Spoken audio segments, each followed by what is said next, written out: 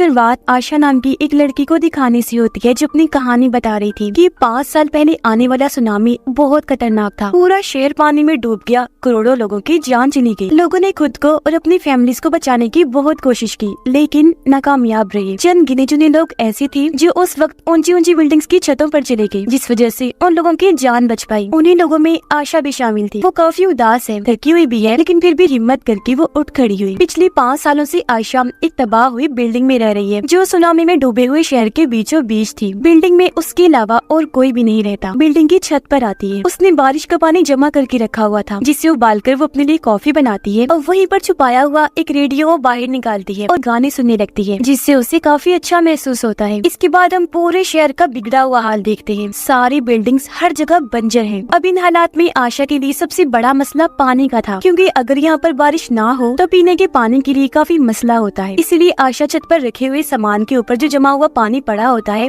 उसे कपड़े से साफ करती है। फिर कपड़े को निचोड़कर मिले हुए पानी को वो बोतल में बंद करके रख लेती है। इस तरह वो अपने पीने के लिए पानी इकट्ठा करती है, पर इसे भी वो छुपा के रख लेती है, क्योंकि यहाँ पर सामान ना होने की वजह से बहुत सारे लोग ऐसे हैं जो लुटेरे बन चुके हैं, वो लूट लेते हैं। कितनी बॉटल्स रह गई थी, आशा ये सब कुछ डायरी में नोट करती रहती है। इसके बाद वो आसपास की जगह को दूरबीन के जरिए देखने लगती है। अचानक एक पूरी बिल्डिंग पानी की वजह से नीचे गिरकर डूब जाती है। ऐसे करते करते बहुत सारा शहर पानी में डूब गया था। अब जब उसने नीचे पानी में देखा तो वहाँ एक बॉक्स था जो पानी में तैर रहा था। आशा सोचती है कि इसमें जरूरत का सामान होगा, इसीलिए वो नीचे वाले घर में आ जाती है, जो भी पूरा पानी में डूबा हुआ था। पर यहाँ से आशा उस बॉक्स पर पिन मारकर उसे अपनी तरफ रस्सी के सहारे खींचने लगती है, लेकिन पानी में जो मछलियाँ थी उनमें से एक उस बॉक्स को पकड़ लेती है। इसीलिए आशा जब उसे खींच नहीं पाती तो वो आगे की तरफ हो जाती है। तब टूटी हुई जगह की वजह से उसे चोट लग जाती है, पर अभी भी वो हिम्मत नहीं हारती। पूरा जोर लगाकर बॉक्स को अंदर खींचने लगती है और आखिरकार बॉक्स उसे मिल ही जाता है। आशा ने जब बॉक्स को खोलकर देखा तो अंदर एक शराब की बोतल के अलावा और कुछ नहीं था, जिसे ही लेकर वो ऊपर आ गई। उस शराब से अपनी चोट साफ करने लगती है। शाम को जब वो बैठी थी तो उसे कुछ दूरी से आवाजें आने लगी। उसने जब दूरबीन के जरिए देखा तो कुछ लुटेरे खाने की तलाश में इसी बिल्डिंग की तरफ आ रही थी, जिन्हें देखकर वो अपना सारा सामान इस कूड़े कचरे के नीचे छुपा देती है। फिर खुद भी एक कमरे में जाकर छुप जाती है, जो उसने अपने लिए एक महफूज जगह बनाई हुई थी। जैसे लुटेरों का ग्रुप यहाँ पर आया, बिल्डिंग के हर एक घर को वो चेक करने लगती है, लेकिन उन्हें यहाँ पर खास कोई चीज नहीं मिलती। लुटेरों में एक बच्चा भी था जो आसपास गोलियां चलाने लगता है। इस वजह से आशा काफी डर जाती है, लेकिन खुद को काबू करने के लिए वो अपने माजी की अच्छी यादों में चली जाती है, जिनमें वो अपनी छोटी बहन को देखती है, जब ये दोनों बहनें एक साथ थी। कुछ देर के बाद जब लुटेरे वहाँ से चले गए तो आशा भी बाहर आई, क्योंकि रात हो गई थी तो सो जाती है। हर रात आशा को डरावना सपना आता है, जिसमें वो अपनी फैमिली को डूबता हुआ देख रही थी, लेकिन चाह कर भी उन्हें नहीं बचा पाती। अगले दिन वो जब सोने लगी तो अचानक उसे बिल्डिंग में आवाजें आने लगती है। इसीलिए वो टॉर्च लाइट लेकर हर जगह चेक करती है, लेकिन उसे कोई भी नहीं मिलता। पर उसे कहीं न कहीं शक था कि कुछ तो गड़बड़ जरूर है, मतलब कोई यहाँ पर चोरी छुपे आ गया है। इसीलिए वो हाथ धोकर साबुन को वहीं छोड़कर अंदर चली जाती है। पर तभी यहाँ एक छोटी बच्ची आ गई जो उस साबुन को उठा लेती है। तभी यहाँ पर आशा भी आ गई, जिसने उस बच्ची को देख लिया था। इससे पहले वो बच्ची को पकड़ती, वो ही आशा को मारकर यहाँ से भाग गई, एक दूसरी जगह पर जाकर छुप जाती है। अगली सुबह आशा उस बच्ची को ढूंढने के लिए निकल गई। उसने देखा कि वो बच्ची दूसरे कमरे में सोफे पर सोई हुई है। आशा बस उसे देखती है, कुछ करती नहीं, ताकि उसकी नींद न खराब हो, और अपना खाना बनाने के लिए चली जाती है। कुछ देर के बाद हमने देखा कि उस बच्ची ने आशा के कमरे में से बहुत सारा सामान चोरी किया हुआ है, जिनमें से उस बच्ची को आशा और उसकी छोटी बहन की तस्वीरें भी मिलती हैं। बच्ची अभी उन तस्वीरों को देख ही रही थी कि तभी आशा यहाँ पर फिर से आ गई। आशा उससे वो तस्वीरें तो खींच लेती है, लेकिन बच्ची खुद यहाँ से भाग जाती है। आशा को कुछ समझ नहीं आ रही थी कि आखिर अब मैं इस बच्ची का क्या करूँ, लेकिन फिलहाल के लिए वो इस बात को अपने दिमाग से निकाल देती है। बच्ची अभी भी नीचे वाले कमरे में थी, जहाँ बहुत सारा पानी भरा हुआ था। आशा को भी क्योंकि उस बच्ची पर तरस आ रहा था, तो वो उस बच्ची के लिए नूडल्स बनाकर नीचे लेकर जाती है। पता नहीं बच्ची ने कब से खाना नहीं खाया, यही सोचकर आशा उसे नूडल्स देने लगती है। बच्ची आशा से नूडल्स नहीं लेती, इसलिए वो उन्हें वहीं रख के ऊपर अपने कमरे में चली जाती है, जिसके बाद बच्ची भी उन्हें खा लेती है। अब अगले दिन वो बच्ची शुक्रिया के तौर पर आशा को वो सारा सामान लौटा देती है जो उसने आशा के कमरे से ही चुराया था। बच्ची खाने में आशा की नकल कर रही थी, मतलब नूडल्स कैसे खाने है, कैसे ऊपर करना है, जो देखकर आशा भी काफी हंसने लगती है। अब काफी वक्त के बाद आशा के चेहरे पर मुस्कुराहट आई थी, पर क्योंकि काफी सालों से उसने किसी से बात नहीं की थी तो फिलहाल वो बच्ची से भी कोई बात नहीं करती और रात में अपने ही कमरे में उस बच्ची का भी बिस्तर अपने साथ लगा देती है। पर बच्ची को नींद नहीं आ रही थी और वो रोने लगती है, कहती है कि मुझे अपने मॉम डैड की बहुत याद आ रही है। जो देखकर आशा पहली बार उससे बात करती है, कहने लगी कि तुम घबराओ नहीं, हम तुम्हारी मॉम डैड को ढूंढ लेंगे। तभी हम बच्ची भी उससे बात करती है, कहती है कि मेरा नाम हाई है। जिसके बाद अगली सुबह आशा और हाई दोनों छत पर चली जाती है। खेलते खेलते बच्ची दरवाजे की लॉक पर लगी टेप पट्टी को हटा देती है, जिससे देखते ही देखते दरवाजा बंद होकर पूरा लॉक्ड हो गया, जिसका मतलब था कि ये दोनों छत पर ही फंस गई है। जो देखकर आशा काफी परेशान होने लगती है। असल में इस दरवाजे का लॉक खराब था, इसलिए आशा ने लॉक पर टेप पट्टी लगाई हुई थी, लेकिन पट्टी के हटने से लॉक लगा और ये दोनों यहाँ छत पर ही फंस गई थी। अब आशा को परेशान देखकर हाई एक तार लेती है और उसकी मदद से दरवाजे को खोल देती है। आशा भी काफी चौंक गई, काफी खुश हो जाती है, मगर साथ में उसे समझाती भी है कि देखो यहाँ की हर एक चीज का मैंने सेटअप बनाया हुआ है, इसीलिए बिना पूछे किसी भी चीज को हाथ नहीं लगाना, ठीक है ना। और हाँ, यहाँ पर शोर भी बिल्कुल मत मचाना, वरना यहाँ पर लुटेरे आ जाएंगे। यहाँ पर हाई आशा को कहती है कि हमें यहाँ से निकलना चाहिए, आखिर हम कब तक यहाँ पर रहेंगे, यहाँ रहना किसी खतरे से खाली नहीं है। लेकिन इसके लिए वो साफ साफ मना कर देती है। कुछ देर के बाद आशा ने नोटिस किया कि जो खानदानी नेकलेस मैंने पहना हुआ था वो मेरे गले से गायब है, तो वो काफी परेशान हो गई, हर जगह उसे ढूंढने लगती है। उसे ये लगने लगता है कि वो जरूर हाई नहीं चुराया है। इसलिए जब इस बारे में आशा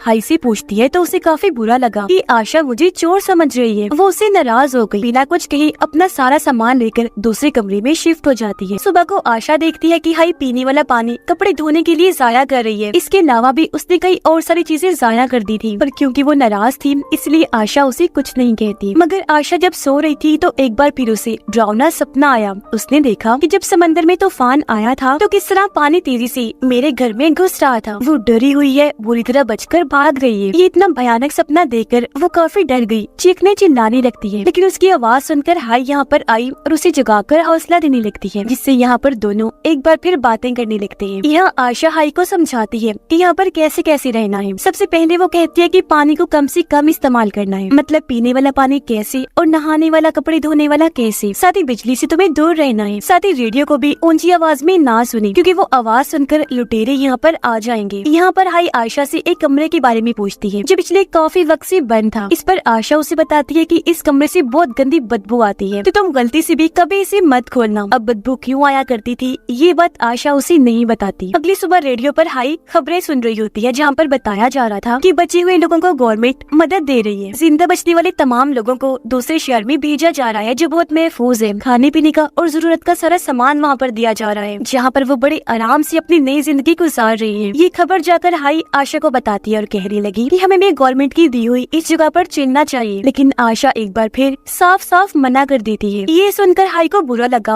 और वो आशा को डरपोक कहने लगती है कि तुम हालात का मुकाबला क्यों नहीं कर सकती, क्यों तुमने सोचा हुआ है कि तुम हमेशा यहीं पर पड़ी रहोगी। लेकिन जब आशा ने फिर से मना कर दिया तो हाई अकेले ही वहाँ पर जाने का फैसला करती है और वो प्लास्टिक की बोतल्स को आपस में जोड़कर उस जगह पर जाने के लिए अपने लिए कश्ती तैयार करने लगती है। जो देखकर आशा उसे समझाती है कि देखो, इस बिल्डिंग से बाहर निकलना खतरे से भरा हुआ है, क्योंकि पानी में शार्क्स और भी खतरनाक किस्म की मछलियाँ हैं। साथ ही वो जगह भी बहुत दूर है जहाँ पर तुम जाना चाह रही हो। वहाँ पहुँचते पहुँचते खाने पीने जरूरत का सामान खत्म हो सकता है, पानी में हम रास्ते भी भूल सकते हैं। ये सुनकर हाई उसे एक फ्लेयर गन दिखाते हुए कहती है कि देखो, ये मेरे पास है, इसके जरिए मैं अपनी हिफाजत कर सकती हूँ। फ्लेयर गन देकर आशा काफी घबरा गई। वो हाई से गन को छीनते हुए कहती है कि गलती से भी इसे चला मत देना, वरना इसकी आवाज सुनकर लुटेरे यहाँ पर आ सकते हैं। अब क्योंकि आशा ने हाई के साथ काफी सख्ती से बर्ताव किया था, तो कुछ देर के बाद वो उसे माफी मांगते हुए प्यार से समझाती है कि देखो, मेरी बात सुनो, आज से पहले कई बार मैंने यहाँ से निकलने की कोशिश की है, लेकिन कभी भी मैं कामयाब नहीं हो पाई। ये बात बताते बताते उसे फिर से पास्ट का एक वक्त याद आने लगता है जब वो फैसला कर चुकी थी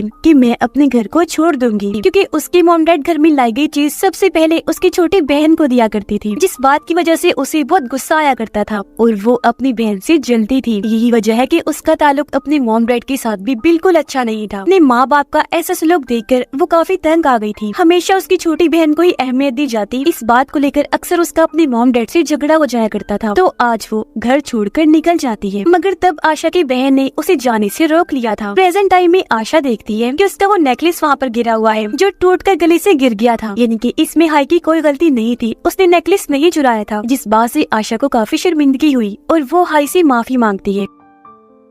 अगले दिन क्योंकि काफी बारिश हुई थी तो इन्होंने पीने का ढेर सारा पानी जमा कर लिया था, लेकिन इस भाग दौड़ में एक दिन आशा को एहसास हो गया था कि ये जगह ज्यादा दिन के लिए महफूज नहीं है, बेहतर यही होगा कि हमें यहाँ से निकलना चाहिए और गवर्नमेंट की दी हुई उस जगह पर रहना चाहिए। तो वो भी अब हाई की बात मान जाती है। उस जगह पर जाने के लिए कश्ती बनाने में उसकी मदद करने लगी। पास्ट के एक सीन से हमें पता चला कि जब आशा ने घर छोड़ा था तब उसके साथ उसकी बहन भी थी, जहाँ तभी अचानक सुनामी आ गई, जिस वजह से हर तरफ अफरा तफरी मच गई। लोग डरकर घबराते हुए इधर उधर भागने लगे और आशा को इस बात का बहुत दुख होता है कि मैं अपनी बहन को नहीं बचा पाई। वो इस बात को याद करके प्रेजेंट टाइम में दुखी हो रही थी, पर उसे ये सोचकर तसल्ली हुई कि अब मुझे एक दूसरी बहन मिल चुकी है हाई के रूप में। इसीलिए अगली सुबह वो हाई को अपना वो नेकलेस दे देती है गिफ्ट के तौर पर। खैर अब कुछ दिन के बाद इनकी छोटी सी कश्ती उस जगह पर जाने के लिए तैयार हो जाती है जहाँ ये दोनों निकलने के लिए बिल्कुल तैयार हो गई थी। लेकिन यहाँ पर गलती से हाई से रेडियो ऑन हो जाता है, जिसकी आवाज सुनकर लुटेरे यहाँ पर घुस आते हैं, जो देखकर ये दोनों जल्दी से अपना सारा सामान छुपा देती है और हाई जल्दी से जाकर लकड़ी की बनी हुई नकली दीवार में जाकर छुप जाती है, जबकि आशा उसी पुरानी स्मेल वाले कमरे में जाकर छुप जाती है। लुटेरे यहाँ पर आकर हर घर में पड़े हुए सामान को बखेरने लगते हैं और जो जो खाने पीने के सामान उन्हें मिल रहे थे वो उन्हें अपने पास रख लेती है। जिस दौरान उस नकली दीवार में छुपी उन्हें हाई भी मिल जाती है। लुटेरे उसे पकड़ लेते हैं, जिस वजह से वो चीखने चिल्लाने लगी। उसकी आवाज आशा भी सुन पा रही थी, लेकिन वो बहुत ज्यादा डरी हुई थी। उसे समझ नहीं आ रही थी कि आखिर मैं कैसे हाई को बचाने जाऊँ। अब लुटेरे इनकी उस कश्ती को भी तोड़ देते हैं, जिसके बाद वो स्मेल वाले कमरे में चले गए। जबकि आशा को यहाँ पर फिर से उसके पास्ट का सीन याद आने लगता है, जिसमें उसने देखा कि मैं और मेरी बहन किस तरह खतरे में थे, पर जाकर भी मैं उसे नहीं बचा पाई। लेकिन प्रेजेंट में वो अपने आप से कहती है कि वो गलती अब मैं दोबारा नहीं करूंगी, और अब वो बड़ी हिम्मत करके बाहर आ जाती है ताकि हाई को बचा सके। उसके पास फ्लेयर गन थी, इसलिए एक आदमी जो उसके पास आया था वो उसे मार देती है। फिर वहाँ से भागकर दूसरे घर में आ गई, जहाँ वो लुटेरों को फंसाने के लिए एक ट्रैप जाल बिछाती है और वहाँ पर रेडियो ऑन कर देती है। आवाज सुनकर 2-3 लुटेरे अंदर आई, तब मौका देकर आशा उन पर हमला कर देती है, उनसे लड़ने लगी और इन सब आदमियों को मार देती है। अब लुटेरों के हेड ने हाई को पकड़ लिया था, तो अब वो आशा को ढूंढने के लिए अपने और आदमियों को भेजता है, जिस वजह से आशा एक बार फिर उस स्मेल वाले कमरे में छुपने के लिए चली जाती है। यहाँ पता चला कि उस कमरे में स्मेल क्यों थी। दरअसल यहाँ पर बहुत सारी लाशें पड़ी हुई थी जो गल सड़ गई थी और बदबू उन्हीं में से आ रही थी। पर 2 दिन लाशों को सामने आशा नहीं रखा था, क्योंकि ये उसका प्लान था। पहले वो लाशों की मदद से लुटेरे को डराती है, जिसके बाद खुद सामने आकर उसे जान से मार डालती है। उसे खत्म करने के बाद आशा उसका चाकू छीन लेती है और उसके बचे हुए साथियों को भी मार डालती है। और अब वो पहुंच जाती है लुटेरों के हेड के पास, जो दरअसल एक शिपर था, जहाँ हेड के साथ भी आशा की काफी लड़ाई होती है, जिस दौरान ये तीनों ही गलती से पानी में गिर जाती है। अब इससे पहले शार्क यहाँ पर आती, आशा जल्दी से हाई को लेकर एक जगह पर जाकर छुप जाती है। और अब जब लुटेरा पानी में था तो यहाँ पर एक बड़ी सी शार्क आ गई, जो एक ही झटके में लुटेरे का काम तमाम कर देती है, जिंदा ही खा गई। जिसके बाद दोनों जल्दी से लुटेरों के शिप पर चढ़ गए, जिससे आखिरकार दोनों की जान बच जाती है। ये शिप काफी अच्छी थी, यहाँ पर खाने पीने और किसी चीज की तंगी नहीं थी। जबकि आशा इस रात पहली बार डरावने सपने के बगैर सो पाती है। सुबह जब दोनों उठी तो उनके चेहरों पर मुस्कुराहट थी, क्योंकि अब उन्हें अपनी एक नई जिंदगी दिखाई दे रही थी। दोनों एक जगह पर खड़ी होकर उम्मीद भरी नजरों से आगे देखने लगती है। और इसी के साथ ही ये कहानी भी इधर ही खत्म हो जाती है।